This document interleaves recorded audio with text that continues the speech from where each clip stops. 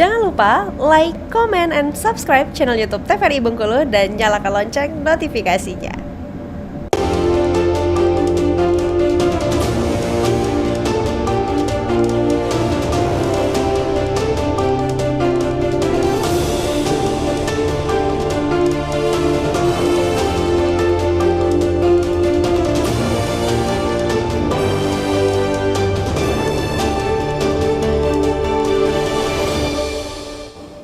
Anda kembali menyaksikan Beranda TVRI Bengkulu masih dengan tema yang sama terkait dengan karantina siaga Ramadan dan Idul Fitri 1446 Hijriah. Kita sudah di segmen akhir dan juga penghujung ya kebersamaan kita di sore hari ini.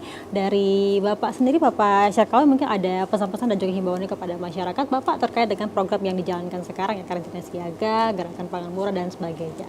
Ya, yang jelas menjelang Hari Raya Idul Fitri ini biasanya penjualan daging itu otomatis meningkat ya, daging kemudian ayam, karena konsumsi masyarakat akan otomatis meningkat. Dalam hal ini yang perlu kita waspadai adalah pada saat komoditi-komoditi ini banyak dijajakan, kita harus pintar-pintar memilih juga ya, jangan sampai nanti kita membeli daging-daging yang diragukan, baik dari sisi keamanannya maupun kehalalannya. Artinya belilah daging atau ayam di tempat-tempat yang kredibilitasnya cukup diakui ya. Dan kalau misalnya sekarang ini momen-momen Lebaran ini kan banyak yang motong di simpang-simpang itu, perlu diperhatikan bahwa tempat penjualannya katakanlah yang relatif bersih, kemudian juga pelaku usahanya juga kita lihat apakah ada hal-hal yang mencurigakan, itu yang sangat penting ya, karena itu menyangkut kehalalan dan keamanan. Kemudian yang kedua ya tentu saja untuk stabilitas harga kita tetap konsisten untuk mengikuti program pemerintah ya, untuk mensupport program Bantu Rakyatnya Pak Gubernur, di mana ada pasar murah, kita tetap berkontribusi untuk memasok komoditi-komoditi peternakan yang terkait dengan itu. Dan biasanya ayam dan telur yang paling banyak digandrungi untuk masyarakat dan paling banyak sebarannya itu ya.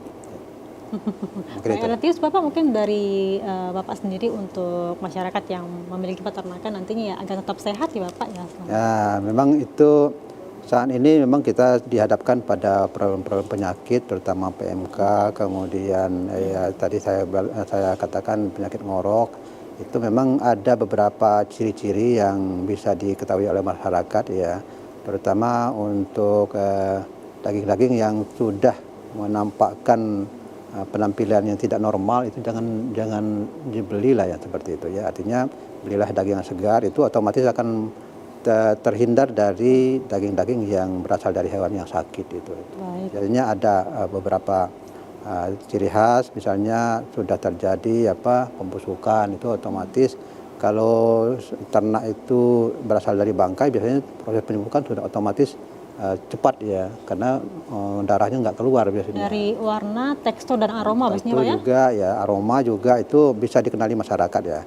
Kita biasa untuk berhadapan dengan daging-daging yang segar itu udah tahu biasanya makan. Apalagi ibu-ibu nih yang sering belanja pasti udah tahu nih mana yang segar mana yang enggak gitu.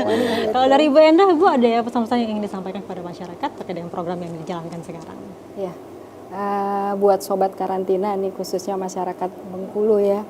Jadi saya berpesan apabila mau melakukan pengeluaran atau membawa komoditas produk ikan, produk hewan maupun produk tumbuhan melalui bandara ataupun melalui pelabuhan Pulau Bayi atau pelabuhan Malakoni, itu jangan lupa lapor ya Bapak Ibu.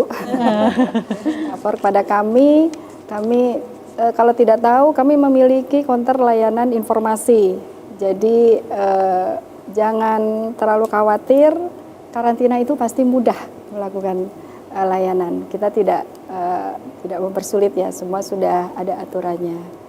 Nah, itu Mbak Agnes untuk masyarakat Bengkulu. Dan untuk selanjutnya tentu saja terus-menerus kita lakukan sosialisasi. Benar. Ya. Dan sosialisasi ini harusnya bersama-sama juga nih dengan Bapak Ibu Kadis nih. Karena ini untuk kepentingan kita ya, untuk menjaga bumi Bengkulu ini dari masuknya ancaman penyakit. Benar. Hewan, ikan, dan tumbuhan.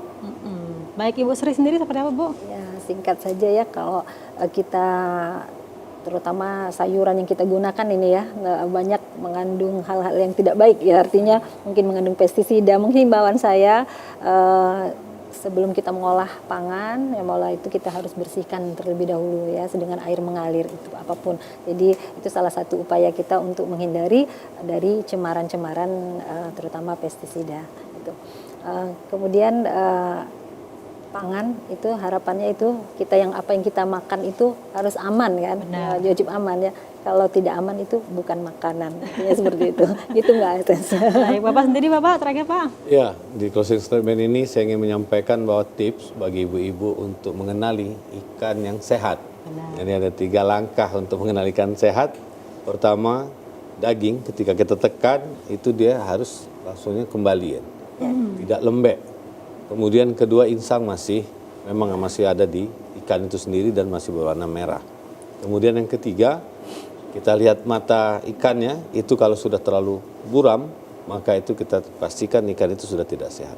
Jadi tetap semangat bagi ibu-ibu untuk menyambut bulan Hari Raya, Hari Raya Idul Fitri dengan makan ikan yang sehat, dan insya Allah di Bumi Merah Putih ikan tersedia dengan baik dan ikannya semua sehat-sehat Bu Agnes. Baik, saya ucapkan terima kasih banyak kepada Ibu dan juga Bapak yang sudah hadir. Tepuk tangan terlebih dahulu mungkin ya, kita biar sempatkan di sore hari ini.